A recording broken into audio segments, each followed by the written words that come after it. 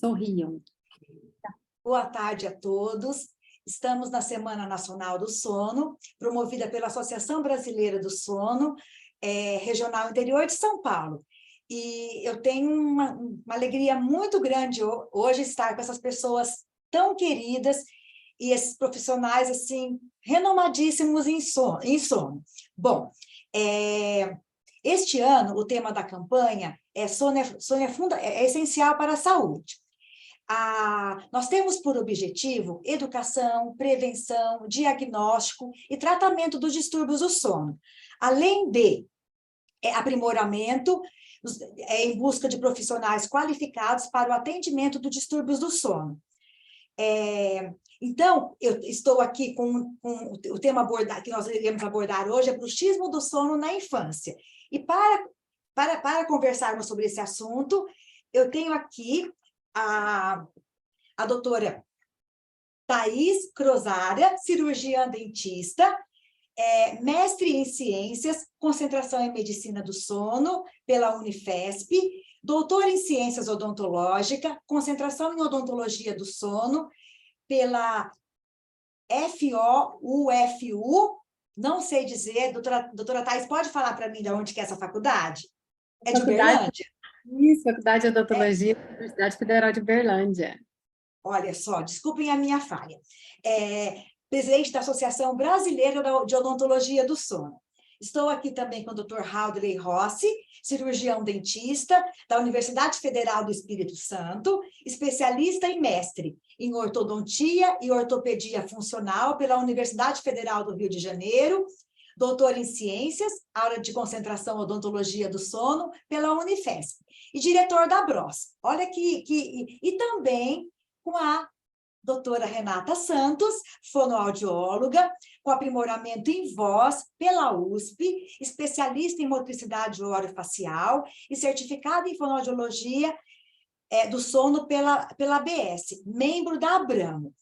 Antes de iniciarmos a conversa com eles, eu vou fazer só uma breve introdução do sono, embora eu me julgue assim, estando com eles aqui comigo, mas eu vou fazer uma breve introdução do bruxismo do sono. Bom, o bruxismo do sono, ao longo do tempo, ele tem sido visto sob inúmeras perspectivas, dependências de fatores culturais, fatores relacionados ao desenvolvimento de pesquisas, e até hoje existem diferenças na dependência da especialidade que é procurada em primeira instância. Por exemplo, se for atendido pelo neurologista, não tem o mesmo impacto que se for atendido por um dentista, ainda mais se for um dentista do sono. O bruxismo do sono é muito mais do que apenas o desgaste que podemos observar nos dentes, ainda mais quando associado à apneia obstrutiva do sono na criança, e considerando que é uma criança que está em pleno desenvolvimento, crânio facial. Então, esse é um aspecto muito importante onde podemos prevenir deformações que podem vir no decorrer desse processo normal. Segundo a Academia Americana de Medicina do Sono, o bruxismo do sono é classificado como um distúrbio de movimento, é definido como uma atividade rítmica dos músculos da mastigação, caracterizado por apertar ou ranger os dentes ou contrair a musculatura mastigatória, ou projetar a mandíbula para a frente ou para os lados, o que pode ocorrer com ou sem o contato dos dentes. É considerado um fenômeno regulado principalmente pelo sistema nervoso central, uma vez que ocorre após uma sequência de eventos fisiológicos autonômicos que poderiam ter um suposto papel na manutenção e lubrificação das vias aéreas superiores durante o sono. Olhem a importância que os profissionais do sono têm nesse aspecto tão importante. Então, a importância de nós buscarmos por um aprimoramento profissional e por profissionais especialistas. Sua etiologia é multifatorial. Sua prevalência é maior na infância e diminui com a idade. Do ponto de vista etiopatogênico, o bruxismo pode ser classificado como primário, idiopático, quando não há comorbidades médicas associadas, e secundário, iatrogênico ou comórbido, quando está relacionado a doenças médicas ou causado pela ingestão de determinados medicamentos. É importante distinguir os mecanismos etiológicos do bruxismo e distinguir os mecanismos associados ao bruxismo, porque o bruxismo, muitas vezes, não precisa ser tratado. Então, para conversarmos sobre esse assunto muito importante, sobre toda essa mudança que aconteceu nesses últimos anos, nós vamos iniciar, então, com a doutora Thais, onde eu vou estar fazendo umas perguntas, e como é um time que nós temos aqui, nós vamos estar revezando entre um e outro, e no final nós vamos falar sobre a abordagem de tratamento. Doutora Thais, doutor Manfredini e colaboradores, em 2013, propuseram 3 níveis de diagnóstico do bruxismo do sono, que norteiam o nosso olhar clínico. Comente cada um deles resumidamente. Tá bom. Primeiramente, boa tarde. Queria agradecer a oportunidade de estar aqui nesse webinar da ABS, na Semana Mundial do Sono. Para mim é uma honra sempre poder participar, ainda mais com grandes amigos, pessoas que eu respeito e admiro tanto profissionalmente e pessoalmente também. Fiquei muito feliz, viu, Milene, com o convite para estar aqui com vocês. E falar de bruxismo para mim, é sempre um desafio, né? Porque não tá nada assim, a literatura ainda não está estabelecida, então nós precisamos nos manter constantemente atualizados. E aí, quando você me convidou, nossa, vamos falar de bruxismo, eu falei, nossa, ótimo, né? Porque o bruxismo do adulto eu ainda estudo bastante. A hora que falou na infância, eu falei, nossa, aí vamos estudar. E aí, sim, é muito, muito interessante, porque até você já comentou, né, da prevalência, que na infância essa prevalência ela é maior, né? Tende a diminuir com a idade, mas é sempre, todos os trabalhos que levantam prevalência de bruxismo, eles são baseados basicamente em questionários. E os questionários ainda, eles são muito controversos no sentido assim, até o estudo epidemiológico do Instituto do Sono trouxe para a gente que aqueles se eu não estou enganada assim, de porcentagem, mas só 7% dos pacientes que falaram lá no questionário que tinham bruxismo realmente tinham na polissonografia. Então, tinha uma amostra grande que falou que tinha bruxismo e quando fez o exame do sono, não foi diagnosticado na polissono, e uma porcentagem também grande de pessoas que falaram que não tinha bruxismo, a hora que fez polissonografia tinha. Então, ainda é muito controverso. E aí, sempre quando a gente fala assim de prevalência, será que o bruxismo na infância, ele é maior mesmo? Ou será que os pais e as mães estão mais preocupados? Né? Eu sou mãe de 3, e assim, agora que eles estão maiorzinhos é mais tranquilo, mas um respirava ali no quarto do lado, eu estava atenta. Então, será que eu, como mãe, nós como pais, nós estamos mais atentos, nós buscamos mais tratamento do que os adultos? Será que os adolescentes, eles têm uma preocupação com estética, com reabilitação, e nesse sentido, eles procuram mais tratamento do que os idosos, que muitas vezes têm tantas outras comorbidades? Né? E até uma vez, eu discutindo com um amigo que é aqui, que trabalha na reabilitação, a gente falando de bruxismo, ranger de dentes, e falou, Thaís, esses sinais clínicos que a gente vê, no Brasil, nosso país ainda é um país de desdentados. Será que nós vamos ver realmente esses desgastes nos dentes desses idosos?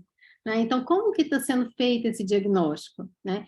Esse trabalho que você cita, o consenso, né, de 2013, ele veio e diferenciou. A primeira coisa que ele fez foi diferenciar o bruxismo do sono do bruxismo de vigília, com fatores etiológicos distintos e maneira que deve também ser diferenciado. Né? E lá nesse consenso, ele trouxe lá o possível, o provável e o definitivo. O possível bruxismo é aquele que alguém relata, né? A gente pergunta se ele tem, se tem ranger de dentes ou não, e ele fala que sim, então possivelmente ele tem.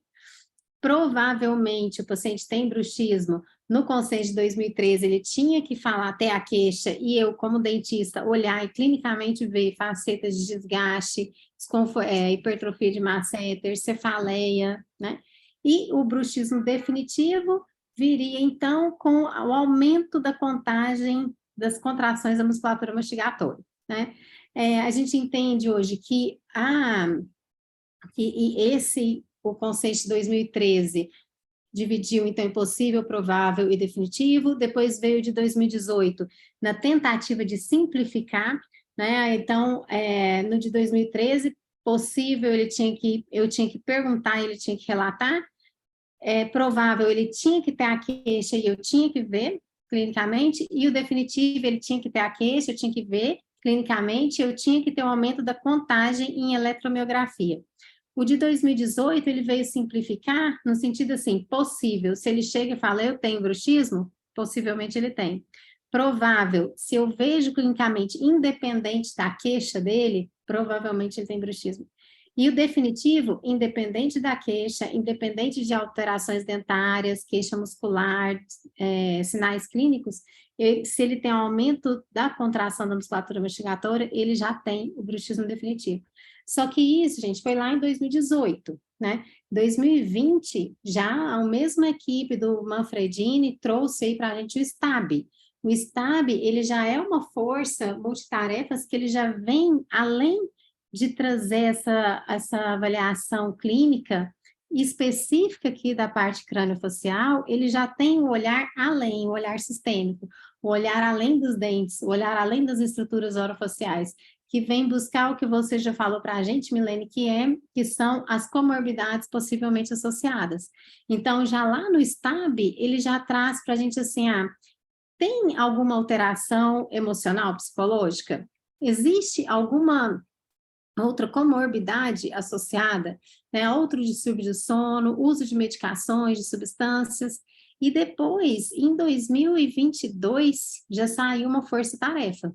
Nessa força-tarefa, ele já fala assim, olha, para eu fazer o diagnóstico de bruxismo, eu não tenho que só saber o que o paciente acha, eu não tenho só que olhar clinicamente o paciente, além do autorrelato, além da história médica, e investigar as comorbidades que possivelmente estão associadas.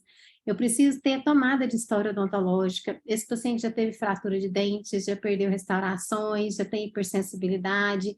Quais são os sinais clínicos de atividade desse bruxismo? Língua dentada, linha alba, toros, né, as exostoses. Hoje mesmo, de manhã, eu atendi um paciente no consultório, menino jovem, eu até fiz foto, vou colocar nas redes sociais. Eu nunca vi uma exostose tão grande. Não é exagero, assim, ela tinha pelo menos uns 5 milímetros do rebordo, que assim, comprimia a mucosa dele, não, é assim, gritante. E o tórax também sublingual também é uma característica, né, que a gente tem observado que está muito associada ao bruxismo. Então, além do autorrelato, da história clínica, da história odontológica, da observação clínica, né, que eu vejo, os valores quantitativos também têm mudado, né, tem crescido. Até lá nos conceitos de 2013, 2018, era eletromiografia.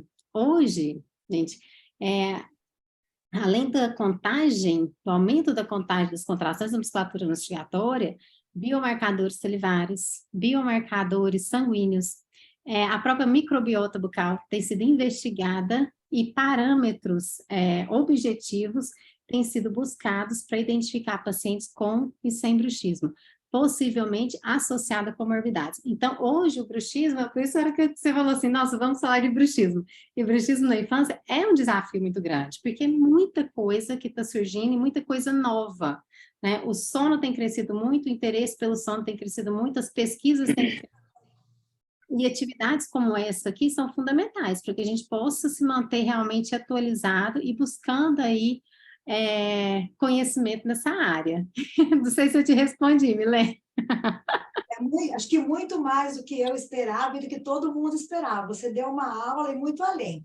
Brilhante. Bom, não, ouvir a Thaís é sempre um prazer. Sempre, tá. Vocês todos, né? Vocês todos, né? Tanto que vocês que estão aqui, né? Vocês todos são muito especiais nesse assunto. O que é importante considerar para o diagnóstico do bruxismo do sono, doutora Thais? Nossa, então, se a gente for pensar no bruxismo infantil, no bruxismo na infância, o que a literatura traz para a gente é que a primeira coisa que precisa ser descartada são os distúrbios respiratórios. A primeira coisa, né?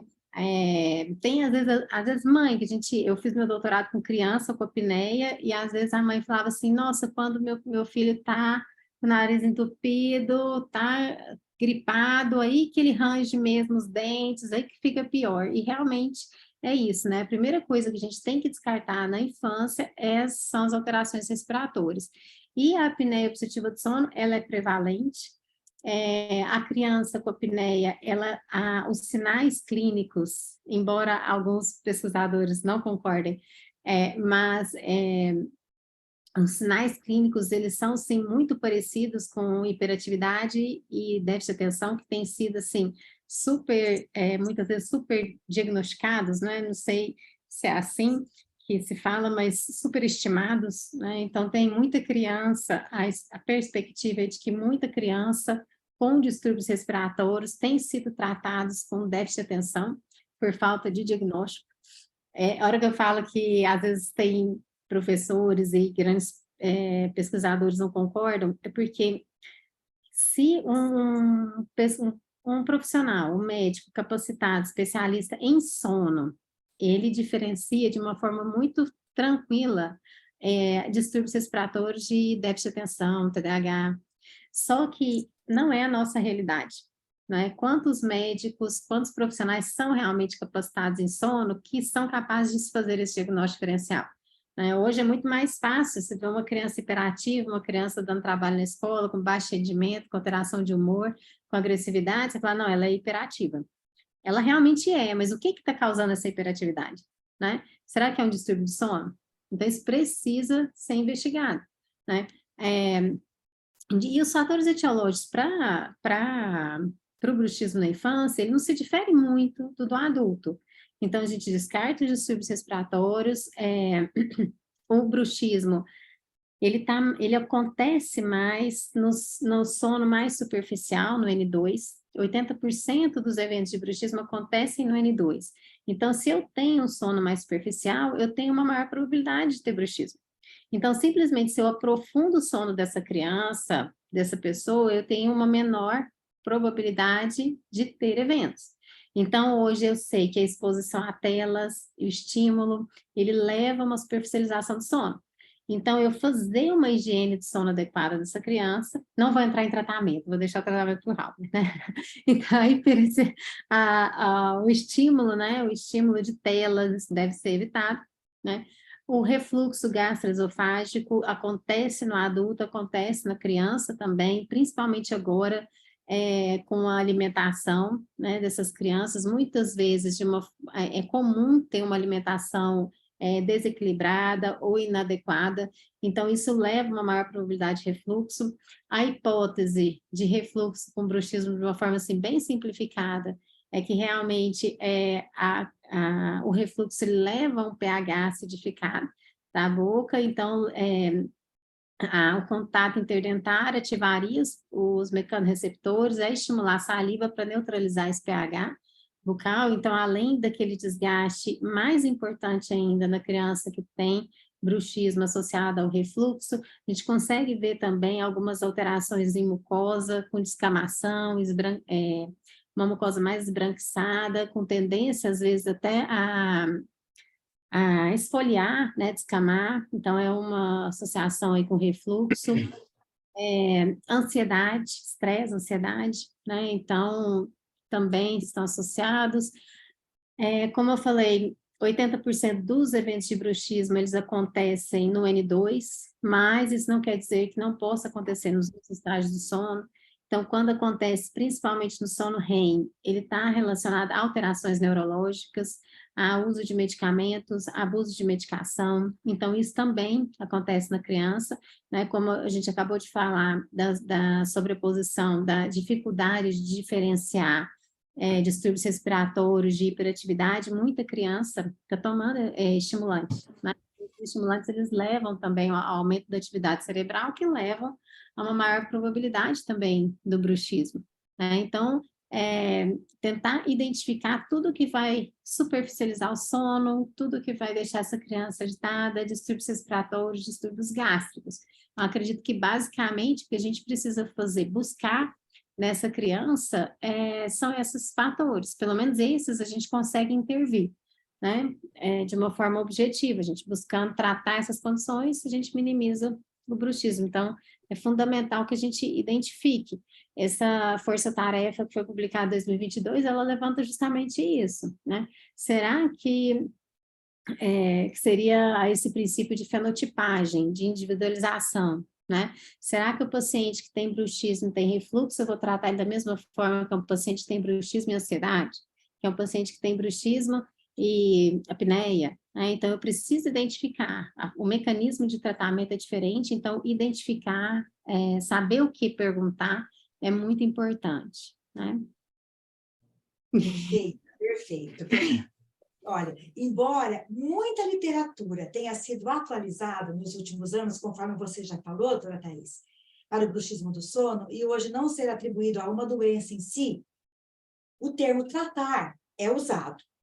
Tratar o bruxismo do sono, por quê? Controlar, gerenciar, qual é o termo indicado para tratar, nesse sentido, o bruxismo do sono? E o que distingue esses três conceitos? Tratar, controlar, manusear. Então, assim, a atividade muscular mastigatória, ela é fisiológica, né? Todo mundo tem, enquanto está dormindo. O problema é quando a gente sai de uma condição de normalidade e vai para uma condição patológica. Então, hoje a gente só fala que o bruxismo do sono, ele é um distúrbio de sono, distúrbio de movimento relacionado ao sono, quando ele está associado a alguma comorbidade ou quando ele causa alguma consequência, certo? Se não, ele é apenas uma alteração de comportamento. E como uma alteração de comportamento, eu devo só acompanhar, só observar e eu não tem como eu tratar nem manejar, eu vou só observar e preservar esse paciente, né? Agora, quando eu falo em tratar, se eu penso em um bruxismo associado a alguma condição clínica, né? Então, por exemplo, eu tenho bruxismo associado à apneia, o Hadley vai falar e a Renata vai falar do tratamento, né? Então, se eu trato a apneia, se esse bruxismo está associado à apneia, eu estou tratando esse bruxismo, certo? Então, nesse sentido, então, a partir do momento que eu identifico a causa, se eu identifico a causa e eu reavalio, esse paciente está controlado, então, eu entendo que o bruxismo está tratado, certo? Se eu trato a apneia, ele para de ter bruxismo, eu tratei o bruxismo dele, né? Agora, manejar seria, eu entendo que seria eu acompanhar esse paciente. Por exemplo, se eu tenho um paciente que eu não identifico a causa, um bruxismo idiopático, mas que traz consequências orofaciais, ou então um paciente, por exemplo, faz uso de medicação, que tem uma alteração neurológica, e eu preciso manejar esse paciente. Então, eu não consigo tratar porque eu não consigo tirar a causa. Eu preciso intervir porque tem uma situação que está gerando, que está comprometendo as estruturas orofaciais desse paciente. Aí, como eu vou manejar? Eu vou manejar colocando uma placa estabilizadora, eu vou manejar fazendo fisioterapia, eu vou manejar minimizando as consequências que essa parafunção, esse distúrbio está causando nesse paciente. Eu entendo dessa forma, e aí eu peço a colaboração de vocês para ver se vocês enxergam dessa forma também, que essa pergunta é difícil, hein, Milene? Não, perfeito. Mas você respondeu, tanto que eu já vou até eliminar algumas outras que eu ia fazer para você, porque você já acabou respondendo nas anteriores muita coisa que eu ia perguntar, né? Até assim, no caso que os conceitos entre o bruxismo na infância da vida adulta, então você já respondeu essas coisas, praticamente eu vou pular, porque não precisa. Agora, nós vamos então agora... e como, doutora Thais, geralmente, como frequentemente é o sono de uma criança que tem bruxismo, você já falou também, do N2, já falou, tá vendo? Eu falei que você, não preciso nem perguntar, vocês vão indo, acho que todo minha... Bom, deixa eu ver. Considerar, já falou. Essa aqui vai ser mais do Haldley. Bom, peraí. Agora aqui, deixa eu ver, acho que eu me perdi um pouquinho aqui. Agora nós vamos entrar com o Haldley, agora vai ser a parte mais específica de tratamento, né? E depois vamos entrar com a doutora Renata, e depois nós vamos falar de um caso, colocar um caso clínico, falar do tratamento mesmo. Muito obrigada, doutora Thaís, pela sua grande colaboração. Doutor Haldley, tá. Bom, a doutora Thaís já falou e tal, você não precisa falar, tá? Bom, o que deve ser considerado na hora da definição do tratamento do bruxismo do sono, doutor Haldley? Olá, todo mundo. Boa tarde, quase noite para todo mundo. Muito feliz de estar participando desse webinar. A ABS está de parabéns, como sempre.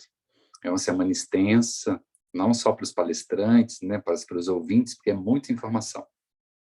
E sempre falar depois da Thaís é uma responsabilidade muito grande. Mas eu vou tentar ajudar a enriquecer o webinar. Bom, o que eu penso, né? Antes dessa apresentação, né, dessa conversa, eu estava fazendo um brainstorm aqui para saber todos os itens que eu observo na criança que tem bruxismo, para que eu possa definir o planejamento. Porque o planejamento, como a professora Thaís falou, ela depende das características que você observa naquele indivíduo. Quais os fatores causais que você e outros profissionais que estão assistindo identificaram naquele bruxismo específico daquela criança. Uma das coisas que frequentemente não está presente na maioria dos consultórios são as crianças com problemas neurológicos ou com algumas comorbidades sistêmicas importantes. Mas o refluxo, geralmente, ele é presente, principalmente nas crianças que têm sobrepeso e obesidade. Então, toda vez que tiver uma criança com sobrepeso e obesidade, você tem que ficar um pouquinho mais atento. Isso é a primeira coisa que eu observo. O uso de medicação estimulante, ela está mais frequente do que o habitual. A Ritalina, ela tem sido usada com muita frequência por alguns neurologistas. E quando os pais chegam com a Ritalina já prescrita, é uma coisa que você deve conversar com o neurologista, com os pais, para saber, né, todo o contexto, porque isso está piorando o quadro. Isso faz parte também de se você vai conseguir tratar ou controlar ou manejar o bruxismo. Outra coisa muito importante que é fundamental, agora nas crianças que têm menos problemas sistêmicos, né, mas que têm problemas respiratórios associados. E não são poucos problemas respiratórios. Né, os problemas noturnos, né, que a gente está conversando agora, ronco, síndrome da resistência às vias aéreas superiores, apneia do sono, asma, rinite, infecções recorrentes na faringe, nos tecidos linfóides. Tudo isso tem que ser observado, porque existe uma relação muito grande, né, dos eventos de bruxismo com os eventos respiratórios, né, com os problemas respiratórios. Então, tratar os problemas respiratórios de uma forma real, pragmática, é muito importante para você controlar o bruxismo. E, para isso, você tem que estar com uma equipe de profissionais que sejam proativos para tratar o problema. Porque, muitas vezes, o paciente tem problemas respiratórios e ele está sendo assistido por otorrinos que gostam de enxugar o gelo, né? Que não gostam de tratar, que fica tratando a criança só nos surtos agudos do problema. Então, isso vira um problema recorrente. E eu frequentemente converso com os pais sobre esse assunto, peço a oportunidade, primeiro eu converso com o profissional, depois eu peço a oportunidade, se ele tem a oportunidade de conversar com outro profissional para ver um outro direcionamento, porque senão eu não consigo tratar. Uma outra coisa importante que o dentista tem que estar atento. Quando a gente trata o bruxismo na infância, né, a criança é um ser que está passando por um processo de desenvolvimento e crescimento dos ossos da face. Então, o cirurgião dentista que se predispõe a tratar o bruxismo do sono tem que entender o desenvolvimento e o crescimento dos ossos da face. E saber que a maxila e a mandíbula têm épocas diferentes de crescimento. E épocas diferentes de crescimento no seu sentido transverso, vertical e no sentido anterior. Porque paciente chega com uma queixa de bruxismo para você e você tem que intervir, tratar. Na maioria você tem que fazer um planejamento para que, na maioria dos casos, você não cause outro problema. Aí você trata o bruxismo e cria outro problema. Então, a criança é um ser humano numa dinâmica acelerada, inclusive. Uma outra coisa que a gente não pode esquecer na criança é que ela tem um processo de evolução da dentição acontecendo. Né? Os aparelhos vão estar, as placas, os aparelhos utilizados para tratar o bruxismo infantil, eles vão estar apoiados sobre dentes. E esses dentes estão em constante mudança de posição, e de erupção, e de esfoliação. Então, conhecer a evolução da dentição humana também é essencial para você saber que aquela criança de 7 anos é diferente da criança de 9 e a de 11. Então, você tem que entender o processo de crescimento, desenvolvimento dos ossos e o processo de evolução da dentição humana, para que você possa propor um tratamento eficaz. Uma outra coisa, chega com a queixa de bruxismo infantil, mas você tem que saber se esse paciente ele tem uma oclusão normal ou ele apresenta algum tipo de má oclusão. Porque os dispositivos que você pode colocar na boca para tratar o bruxismo pode piorar o problema que ele já tem, de má oclusão esquelética ou dentária. Então, tem que levar no planejamento, levar em conta no planejamento do paciente infantil, do bruxismo, se ele tem ou não uma oclusão. E mais uma coisa, a oclusão normal, elas são várias oclusões normais que a gente tem. A gente tem características da oclusão normal na dentição decídua, no primeiro período transicional da dentição mista, no período intertransicional, no segundo período transicional e na oclusão permanente. Então, só nesse período, a gente tratar crianças e adolescentes, são 5 tipos de oclusão normal, fora as maloclusões que podem estar presentes. Então, isso não está fora do pacote. Na hora que você vai propor qual tipo de dispositivo que você vai tratar esse paciente. Outra coisa muito importante que nós devemos levar em consideração. O paciente ele é hiper, hipo ou normodivergente. Né? O paciente ele é face longa, face curta, ou ele tem um crescimento harmônico. Por quê? Dependendo do dispositivo que você vai colocar na boca, você pode estimular a erupção dos dentes posteriores ou anteriores e piorar aquele quadro do desenvolvimento esquelético do indivíduo. Uma coisa muito importante também que faz parte do tratamento, que não faz parte da nossa competência, né? Mas a gente pode ter um indicativo, que é do perfil psicológico, né?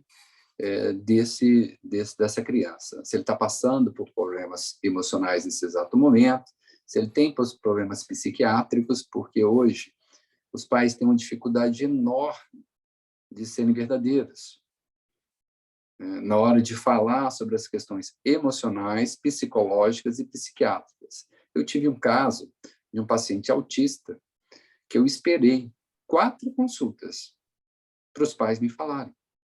Até que eu indaguei. Quando eu indaguei, eles confirmaram. Olha só, eles vieram ao consultório, eu faço um monte de perguntas no meu prontuário, eu sabendo do problema, e eles demoraram para me falar por vergonha. E isso estou falando do autismo. Imagina os problemas psiquiátricos, psicológicos menores. Então, estresse, transtorno de ansiedade generalizada, TDAH, tudo isso. Depois eu posso até falar de um caso que eu tratei com um neurologista, um psiquiatra e psicólogo de bruxismo infantil com TDAH, transtorno de ansiedade generalizada e apneia e ronco. O caso ficou lindo. Uma outra coisa que é muito comum, né, nos dias de hoje são os pais separados. Aí a gente tem problemas, as crianças têm problemas emocionais durante o processo da separação, que é doloroso para a criança, e depois da separação, os problemas de acordo de como vai ficar a guarda, de quem vai levar na escola. Então, isso a criança percebe. A criança percebe todo esse envolvimento. Então, ela fica envolta num problema emocional dos adultos que ela sofre e aumenta os episódios de bruxismo. Outra coisa também são os problemas que a gente tem que investigar, se ele está tendo problemas de socialização ou de enfrentamento na escola. Além disso, o excesso da agenda que existe hoje das nossas crianças. Eu também sempre pergunto. Eles têm menos tempo do que os pais, porque os pais querem fazer super-homens e mulheres maravilhas, fortes, bonitas, inteligentes, sagazes, e a criança entra em sofrimento. E aqueles pais fingem que não vê. Então, você que está se propondo a tratar o bruxismo infantil e percebe essas características, você tem, de uma forma educada, conversar isso com os pais. Outra coisa importante também, que eu levo em consideração na hora de planejar e até orientar, o estilo de vida dessa criança e os hábitos que ela tem para ir para a cama. Porque os hábitos que ela tem para se desligar do seu dia de atividade, para iniciar o sono, que é a higiene do sono, você tem que perceber e fazer essa orientação para os pais. Se o paciente também tem algum hábito deletério, como roer unhas, que é bem característico em pacientes com ansiedade generalizada, a anquiloglossia também tem sido associada com alguns eventos de bruxismo na infância, e mais uma coisa também que eu observo na hora que eu vou propor, fazer o planejamento. Se o paciente tem disfunção muscular ou articular, para que entre no processo, para que eu possa indicar um fonoaudiólogo, que geralmente trabalha com fonoaudiólogo, nos casos de bruxismo infantil. Só tem um caso que foi tratado por fisioterapeuta, mas na maioria das vezes o fonoaudiólogo resolve todos os problemas que eu preciso nessa etapa. Então, eu levo tudo isso em consideração na hora que eu vou planejar como vai ser o tratamento e qual o dispositivo que eu vou usar naquele caso. Sabemos a complexidade mesmo que é esse tema. E como até a doutora Thaís falou, sabemos o quanto isso mudou nesses últimos anos. Então, é um tema difícil mesmo. Eu acho que eu coloquei vocês assim num tema bem, considerando que foi na infância, mais difícil ainda que no adulto. Dr. Haldley, quais as principais abordagens odontológicas para o tratamento do bruxismo na infância e na adolescência? Então, a criança ela vem numa época X do seu desenvolvimento da dentição. Ela chega no momento X do crescimento dos ossos da face. Então, isso tem que estar dentro do meu planejamento. Aí eu posso tratar a criança com a placa estabilizadora, com ou sem um expansor para compensar a dimensão transversa. Sem, porque quando eu já sei, na época de crescimento da adolescência, crescimento da maxila, o crescimento transverso dela se finda após a erupção completa dos caninos superiores, porque o crescimento da maxila é anterior ao crescimento da mandíbula, a mandíbula tem um crescimento mais tardio, então eu tenho a definição, eu defino se eu vou usar uma placa estabilizadora com ou sem expansor. Um outro aparelho que frequentemente eu posso utilizar também é uma placa superior com batente que causa desoclusão só na região anterior. Eu utilizo isso frequentemente em indivíduos que têm sobremordida acentuada. Indivíduos que têm sobremordida acentuada, aí eu trato ao mesmo tempo o bruxismo e, de forma mais passiva, eu organizo a dimensão vertical dele. A maioria dos pacientes tem retrusão mandibular, porque o quadro respiratório, ronca, apneia, frequentemente estão associados. Então, muitos pacientes, eu faço uso de aparelhos funcionais removíveis de propulsão mandibular. Os aparelhos de propulsão mandibular em crianças já foram testados em curta duração, 2 ou 3 meses, e tiveram resultados excelentes, tanto em nas crianças na segunda infância, como em adolescentes. Então, é um tratamento que eu uso com muita frequência. E os aparelhos expansores, principalmente nos casos quando eu tenho maloclusões transversas ou apneia e ronco associado. Aí eu vou definir qual expansor que eu vou utilizar. Se eu vou usar um expansor com batente oclusal, que frequentemente eu utilizo nos pacientes hiperdivergentes, porque o batente oclusal ele vai diminuir a possibilidade desse paciente crescer mais vertical, ou eu vou fazer uma disjunção sem esse batente. No entanto, a gente tem que pensar que quando você faz a expansão, que ela não tem um batente, né, com batente oclusal, eu faço o ajuste como se eu estivesse tratando com a placa estabilizadora, apesar do expansor ser fixo. Ele é montado no articulador, já vem para mim com a possibilidade de menos ajustes, e aqui, depois da instalação, eu ainda faço os ajustes, dos mesmos ajustes que eu faço com a placa estabilizadora. No entanto, expansão, o uso de aparelhos expansores sem batente oclusal, você pega os dentes superiores, separa, né, as duas hemimaxilas e você faz uma expansão tal até que as cúspides palatinas dos dentes superiores toquem as pontas de cúspides vestibulares dos molares inferiores. E você gera contatos prematuros, que talvez não existiam antes. E esses contatos prematuros, eles podem aumentar o apertamento.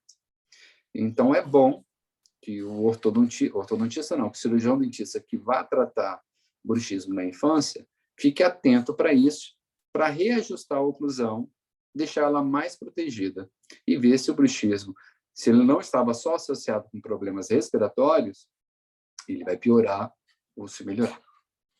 Essas são as observações principais que eu faço na hora de tratar um paciente infantil. Perfeito. E agora eu vou fazer uma pergunta para você e até no caso, a doutora Renata pode responder junto com você também, mas depois tem uma específica para ela. Na criança, com apneia obstrutiva do sono, submetida à adenomidalectomia, com apneia residual, com rinite alérgica crônica e bruxismo do sono acentuado, com alta frequência e intensidade, como você trata? Bom, se ele tiver frequentemente a expansão rápida da maxila, é a minha primeira abordagem, né? Mas ela pode não ser a única. Eu frequentemente, se o paciente for um paciente com retrusão mandibular, a proporção mandibular ela já é iniciada após o período de estabilização do expansor, né? O expansor tem que ficar parado por um tempo para ter uma nova formação esquelética, uma estrutura palatina mediana, e logo em seguida eu já começo a ortopedia funcional. Aí eu até continuei assim, expansão rápida de maxila em todos os casos, mas você já respondeu. Sabemos que ao expandir o palato há uma diminuição na frequência do bruxismo do sono em crianças, medida em polissonografia, e uma melhora nos distúrbios do sono, que isso geralmente acho que é o que é observado, né, nas crianças que têm apneia obstrutiva do sono e bruxismo, né, que é aquilo que a doutora Thais abordou anteriormente. Agora, eu vou fazer uma pergunta para a doutora Renata, e depois, em seguida, eu vou fazer uma outra pergunta aí para vocês dois, tá? Tá bom. Então, muito obrigada, doutor Raul, contribuiu muito, muito com toda a sua experiência, experiência do sono, associada à experiência como ortodontista, contribuiu muito para essa webinar. Obrigado. Doutora Renata, quais as manifestações clínicas na criança com apneia obstrutiva do sono e bruxismo do sono? Como a gente está com um tempo meio curto, eu não posso deixar de agradecer de estar aqui, né? Agradecer o convite e também agradecer a aula que a gente está tendo a oportunidade de escutar aqui. E dizer que eu sempre acredito, assim, o que a gente percebe no consultório é que é muito difícil a gente ter esses profissionais que têm esta visão, que a gente está tendo aqui, e essa gama do jeito de escutar e de tratar ou de conduzir os casos com bruxismo. Então, assim, o que a gente está escutando aqui é o mundo ideal, é o que a gente gostaria de receber, a gente queria trocar com esse tipo de profissional.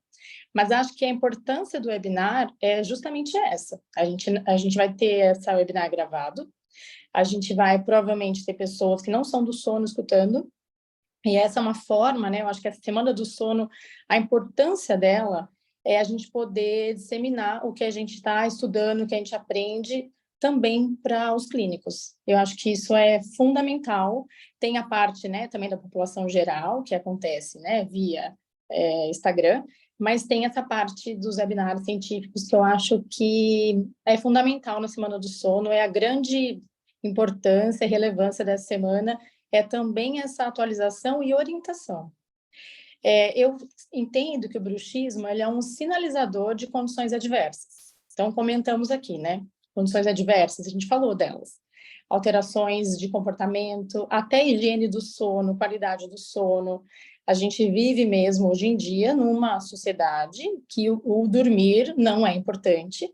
Inclusive, os pais passam que isso também não é importante para a criança. É importante o pai chegar tarde do trabalho, brincar com a criança, estar com a criança. Muitas vezes prioriza esse momento, né, do que às vezes reagendar aí a vida e ter momentos mais fisiológicos para brincar com essa criança. Então, o que a gente vê na criança é que é muito difícil a criança chegar no consultório fonoaudiológico para fazer um bruxismo. Não é a porta de entrada. Isso surge numa anamnese detalhada. Então, assim, a anamnese, que acho que a Thaís comentou muito claramente, do que se perguntar, o que se olhar, a anamnese vai nos levar a entender se essa criança tem um hábito deletério associado a esse bruxismo, que é totalmente do campo da fonoaudiologia. E surge isso na anamnese, né, do fonoaudiólogo. Questões escolares fazem parte da nossa anamnese muito antes da gente conhecer o sono, estar inseridas no sono. A parte respiratória, né, desde que a gente tem a especialidade de motricidade oral, a gente sempre pesquisou muito essa questão da motricidade, da musculatura e da função. Verificar também se essa criança tem dor orofacial associada, né? Então, tem crianças que falam, eu não mastigo maçã porque dói. Diferenciar essa dor do cansaço, né? O cansaço é hipofuncionalidade da musculatura, flacidez, falta de uso. E, às vezes, a dor pode sinalizar também uma DTM associada ao bruxismo. Então, a Thaís comentou que hoje a gente não sabe se está superestimada a prevalência pelos pais estarem atentos ou se realmente a gente tem esse aumento mesmo. Quando a gente estuda sobre prevalência, ela muda muito, né? A gente tem estudos que falam até 40%, estudos que falam 7%, então muda demais, por isso, pelos questionários, por não ter um diagnóstico tão bem estabelecido dentro das áreas. Então, assim, eu sou formada há 25 anos, eu sou da época em que, quando se era feito um diagnóstico de bruxismo, o pai referia isso numa anamnese detalhada, o que vinha muito para a gente era o dentista que fazia desgastes oclusais ou colocava um aparelho ortodôntico para tratar o bruxismo, como se fosse tratamento do bruxismo. E hoje a gente vê, né, graças aos estudos e tudo mais, que o bruxismo é ocasionado do sistema nervoso central. Então, o dente, se a gente pensar, tem uma aula da Adriana Lira, que ela põe um novelo, né, onde é o sistema nervoso central, e o dente está lá no finalzinho do novelo. Então, tem muita coisa no meio do caminho. E no meio desse caminho tem a apneia obstrutiva do sono, né, e as crianças que têm uma respiração oral. Então, nessas crianças, que foi o caso que você disse antes, né, criança com rinite, criança com apneia do sono, e uma criança submetida a uma cirurgia de remoção, né, de amígdala adenoide, e permanece com apneia residual, o fonoaudiólogo é extremamente importante ali, né, ao ver da literatura e tudo mais, porque a gente fica com uma apneia residual. E a criança, muitas vezes, ela até corrige a apneia, mas ela fica ainda com um ronco. E a gente sabe que o ronco não é normal. E o ronco, ele é um sinal de respiração oral. E essa respiração oral vai gerar uma mastigação ineficiente, uma deglução com alteração. E essa criança, como nós falamos anteriormente, uma criança que está em crescimento craniofacial, e esse crescimento vai ser alterado por essa falta de estímulo correto, que é a respiração nasal e uma boa mastigação. Então, a gente fala que a porta de entrada da terapia fonoaudiológica, do tratamento, seja uma criança respiradora oral com distúrbio respiratório do sono e bruxismo, ou só, né, com distúrbio respiratório, essa criança ela precisa passar por um trabalho de reorganização dessa respiração, inclusive no pós-operatório. Porque o que é muito comum a gente ver no nosso consultório? É crianças operadas mais de uma vez da adenoide. E por que se opera mais de uma vez? Porque muitas vezes essa adenoide tem uma hipertrofia novamente pela falta do ar passando na cavidade geral, pela falta da estabilização do padrão respiratório nasal. E a gente vê, nesses casos de bruxismo, muito os pacientes passando por uma fisioterapia. E a fisioterapia, ela tem um trabalho, sim, indicado nesses casos, mas é um trabalho que não envolve a estabilização das funções. Então, o fonoaudiólogo entra nesse lugar como tratamento, que a gente está comentando, como tratar e o que verificar nessas crianças, a gente entra muito para trabalhar essas questões funcionais, seja no adulto ou na criança. Muitas vezes as pessoas entendem que são exercícios isolados, então a gente vai fortalecer língua e proporcionar vedamento labial na criança com a apneia do sono, e estabilizando o sono a gente vai melhorar o bruxismo, que é um sinalizador de uma condição diversa aí da apneia nessa criança fictícia que a gente está pensando. Só que o que a gente observa é que se você der força para a lábio e der força para a língua sozinha, ela não vai se organizar para estabelecer o padrão respiratório nasal. Então, a gente precisa educar a função respiratória. E quando você educa a função respiratória, você, consequentemente, está tratando essa questão da apneia residual dessa criança, estabelecendo um padrão respiratório nasal e, consequentemente, tratando esse bruxismo, que muitas vezes é um fator protetor da apneia, né? Então, o que a gente vê nessas crianças, o que é fácil de um clínico verificar, é uma respiração oral, é uma criança que só come alimentos mais macios, é uma deformidade, muitas vezes, já na arcada, é um hábito deletério associado, olheiras, os pais referenciam, né, que essa criança ronca, não necessariamente tudo isso, né, mas só falando sinais mais frequentes. Os pais falam, às vezes, que a criança para de respirar e volta, que a criança é agitada, não se regulariza no humor, né, não se autorregula quando acontece algo. E aí, como é muito geral tudo isso, como nós falamos anteriormente, acaba que o paciente vai ser tratado naquele profissional que ele chega. Então, se ele chegar no neuro, ele vai ser tratado muitas vezes numa fatia do que ele tem. Se ele chega na fono, uma fono não especializada e não, né, conhecedora de toda essa parte do sono, muitas vezes ele vai ser tratado a parte muscular. No dentista, e muitas vezes ele vai pôr um aparelho ortodôntico para tratar um bruxismo, e a gente viu que às vezes o aparelho até piora muitas vezes, por isso tem que ser acompanhado por alguém que entende para gerenciar essas questões. Então, o que eu percebo é que a gente estar aqui conversando sobre pessoas que estudam o sono e pensando nesse bruxismo secundário, a apneia, que a gente está relativando aqui, é super importante a gente ver a riqueza do olhar que a gente tem para cada coisa. E isso infelizmente, a gente não vê no consultório muitas vezes. A gente tem dificuldade de achar esses pares para trabalhar em conjunto. Então, na criança anterior que você disse, eu creio que um trabalho miofuncional, né, a terapia miofuncional orofacial seria super importante para que ela se organizasse junto com expansão ou que o dentista, né, julgar se é necessário. E a minha formação sempre foi muito junto ao dentista, então é muito difícil eu conseguir trabalhar alguma questão sem pensar nessa boca sendo organizada de uma forma por meio de aparelhos ou de estímulos corretos, porque é um campo que eu ganho para trabalhar essas funções e até, quem sabe, prevenir, né, um adulto com apneia. Então, quando a gente fala de criança, a gente fala de prevenção. Então, por isso que é tão rico falar do universo infantil, porque a gente está falando de alterações já ali, mas a gente está pensando no desenvolvimento inteiro desse ser humano. E talvez por a gente não conhecer, né, tão profundamente os profissionais em geral, a gente chega com essa prevalência de apneia hoje em dia tão alta no adulto, né? Então, por isso que eu acho muito rico a gente poder ter a oportunidade de falar da criança aqui.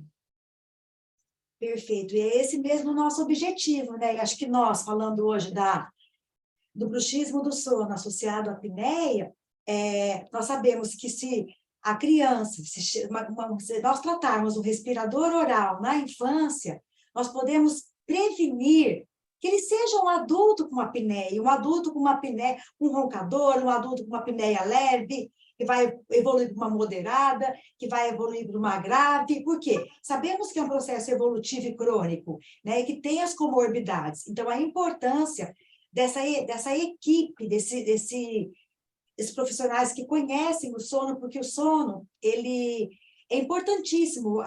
Nós não falamos disso aqui nessa webinar, mas ao nós recebermos o nosso paciente, nós olharmos o exame do sono quando ele chega e saber identificar, como a doutora Thais falou, uma criança com bruxismo, ela dorme mais no sono superficial. Então, saber olhar aquele exame, identificar, associar aquele exame com aquilo que a gente observa na criança, na avaliação, olhar também já se tem algum desgaste, né, devido ao bruxismo, desgaste dos dentes.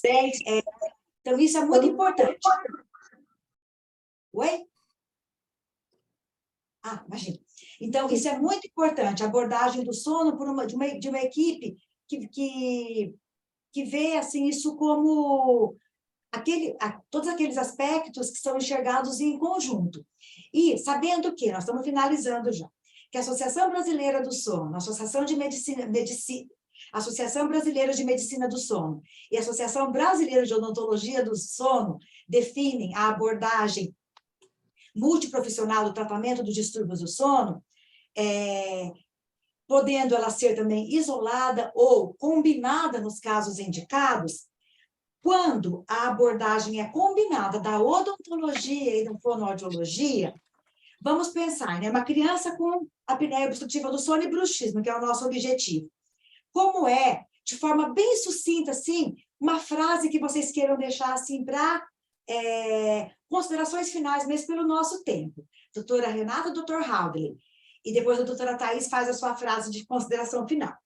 Como que, assim, uma frase impactante em termos de diagnóstico, de tratamento, ou melhor dizendo, sobre o manejo clínico na população pediatra.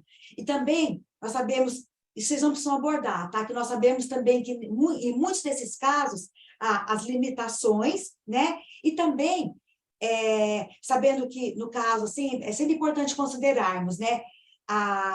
Verificarmos a estrutura, a forma e as funções. E também a postura. Então, todos esses aspectos são importantes. A estrutura, a forma, né? Ela é importante para que tenha um posicionamento adequado para aquela tipologia facial daquela pessoa, né? E a funcionalidade dela também. Então, isso é muito importante. Então, agora, como para a gente finalizar, que vocês façam assim, uma frase como consideração final. Acho que a doutora Thais teve que sair já, porque acho que ela tinha um compromisso em seguida, né?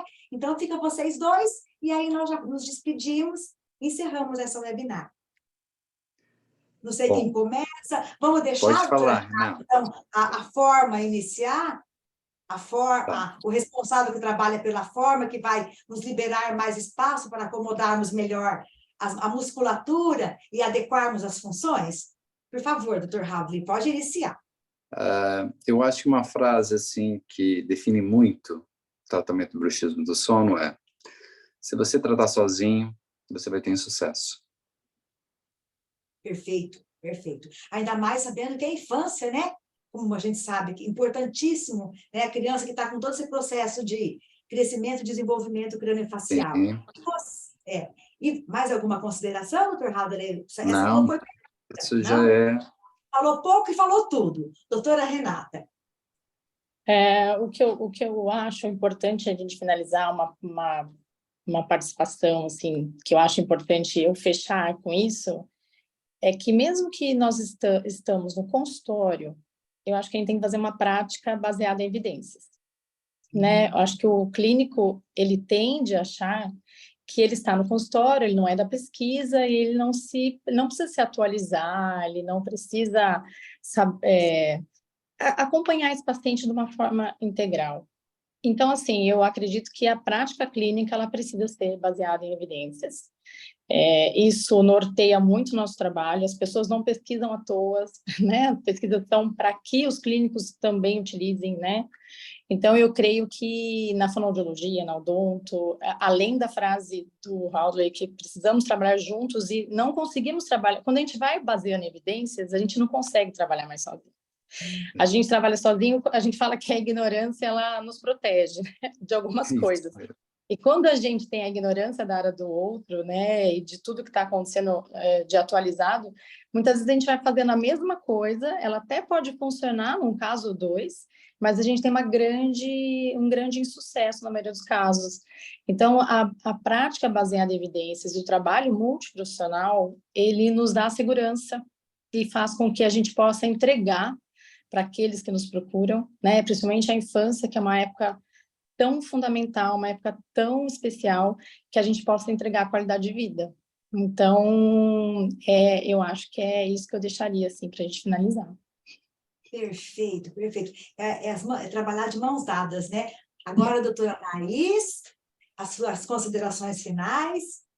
Gente, assim, que a gente possa mesmo enxergar nossos pacientes além dos dentes, além das estruturas orofaciais, que nós não tratamos dente, nós não tratamos desgaste dentário, nós não tratamos dor muscular, nós tratamos o indivíduo, e o nosso papel que eu tenho tentado entender e buscar e trazer isso, né, a importância do sono para a nossa odontologia, mas também o impacto da odontologia na medicina do sono, né? Então, que a gente possa ser, assim, os primeiros, muitas vezes a gente pegar uma criança com desgaste dentário, a gente pode estar sendo o primeiro a identificar um distúrbio respiratório. Nós podemos estar sendo o primeiro a levantar a bandeira de um transtorno de ansiedade, né? Então, que a gente não fique apenas, que a gente não se atenha apenas nos dentes, nas estruturas orofaciais, mas que a gente enxergue essa criança como um todo, como pertencente ao ambiente, como o Raul falou, isso que você falou é muito, muito interessante, você falou, às vezes a família não aceita aquilo, muitas vezes são ignorantes mesmo para aquilo, muitas vezes falam assim, gente, mas por que eu tenho que falar para o dentista que meu filho tem alteração psicológica? Muitas vezes isso é tão assim, fora do contexto que eles estão acostumados, que a gente realmente tem que fazer esse movimento. Me fala, respira, dorme, como que é na escola, né? Então, que a gente possa mesmo olhar além dos dentes e estarmos atentos a isso. Sejamos profissionais da saúde. Perfeito, é um ser de desenvolvimento, né? E nós, como profissionais, temos essa responsabilidade, né? Isso é muito importante.